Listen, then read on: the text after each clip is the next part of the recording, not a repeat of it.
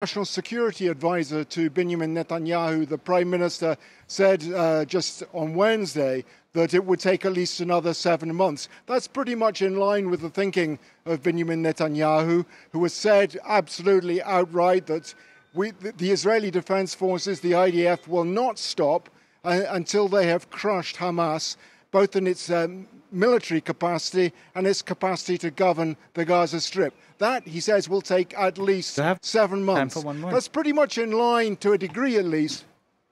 That's in line, to a degree at least, with what the Chief of Staff of the Israeli Defense Forces is saying. He says 80% of the targets of the Israeli Defense Forces in Gaza has now been achieved, 20% still to be achieved. But in the meantime, he says, that allows the possibility for Israel to start pressing for a deal on a ceasefire and on the release of the hostages. For now, is what he says. For now being the operative phrase. And that echoed too by Gadi Eisenkot, a member of the four-man war cabinet and an opposition leader, who was saying that should also be the priority.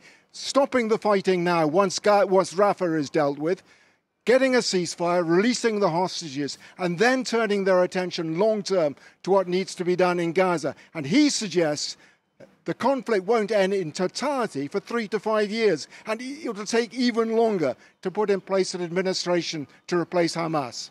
And just, Rob, finally from you, what are people out on the streets of Israel telling you? Do they approve of this government's handling of the conflict so far? What's the mood like?